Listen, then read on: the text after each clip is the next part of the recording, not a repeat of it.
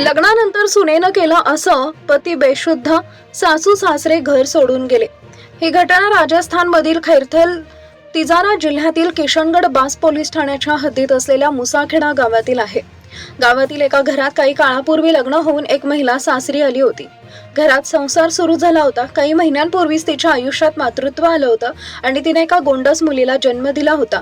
अवघ्या 9 महिन्याची ती चिमुकली घरात होती। तिच्या भोवतीच घरातील सगळ्यांचं आयुष्य फिरत होतं। मात्र त्या रात्री सुरुवातीला सगळं नेहमीसारखंच होतं। घरात लोक होते, चिमुकली आई आपल्या आईसोबत होती आणि बाहेर गावातील वातावरणही शांत होतं। मात्र रात्री 9:30च्या सुमारास घराच्या आतून काहीतरी आवाज येऊ लागला। घरातील लोकांना काहीतरी वेगळं घडत असल्याचा संशय आला। आवाज नेमका कुठून येत होता, आत काय सुरू होतं याचा अंदाज सुरुवातीला कुणालाच येत नव्हता।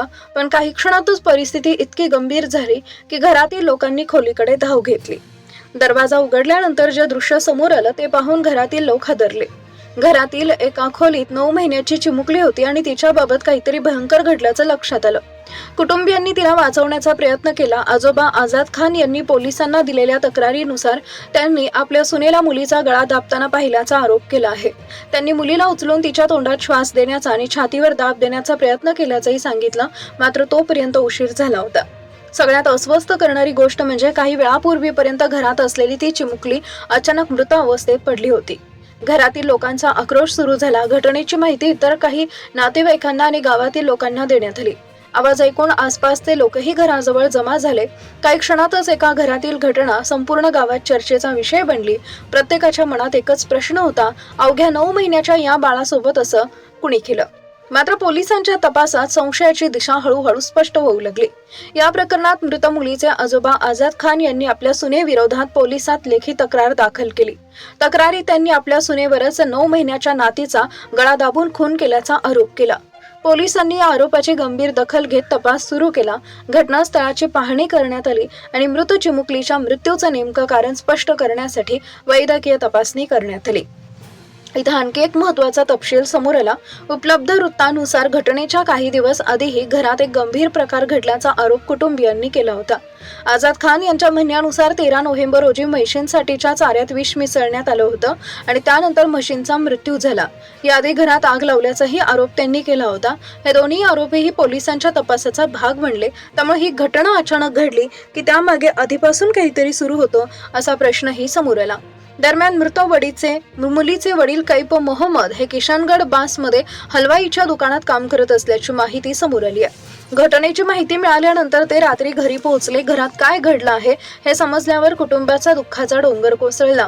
काही महिन्यांपूर्वी जन्मलेली मुलगी अशा प्रकारे कायमच निघून गेल्याचं वास्तव स्वीकारणं कुटुंबासाठीही अत्यंत कठीण होतं। या घटनेनंतर पोलिसांनी महिलेविरुद्ध गुन्हा दाखल करून तिला ताब्यात घेतलं। पोलिसांसमोर तिची चौकशी सुरू झाली। मात्र या प्रकरणातील प्रत्येक आरोप आणि प्रत्येक दावा तपासातूनच सिद्ध होणं आवश्यक आहे। विशेषतः या घटनेमागे नेमका हेतू काय होता, त्या रात्री खोलीत काय घडलं आणि याआधी घरात घडलेल्या घटनांचा या प्रकरणाशी काही संबंध आहे का, याची प्रश्नांची उत्तरं शोधण्याचं काम पोलिसांसमोर होतं।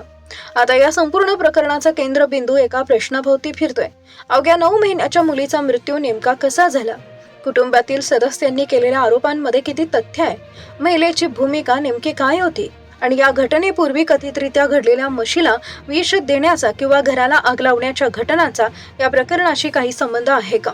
पोलीस या सर्व बाबींची योग्य चौकशी करतायत। त्यामुळे तपास पूर्ण होण्यापूर्वी कोणत्याही एका कारणाला अंतिम सत्य मानणं योग्य ठरणार नाही। पण या संपूर्ण घटनेतील सर्वात काळीच पिळवटून टाकणारा भाग शेवटी समोर येतो। ज्या मुलीनं अजून नीट चालायलाही सुरुवात केली नव्हती, जी फक्त 9 महिन्यांची होती, जिचं संपूर्ण आयुष्य तिच्या समोर होतं, तीच मुलगी आता या जगात नव्हती आणि तिच्या मृत्यूचा आरोप तिच्या स्वतःच्या आईवर करण्यात आला होता। पोलिसांनी आरोपाच्या आधारे कारवाई केली आणि प्रकरणाचा तपास सुरू ठेवला।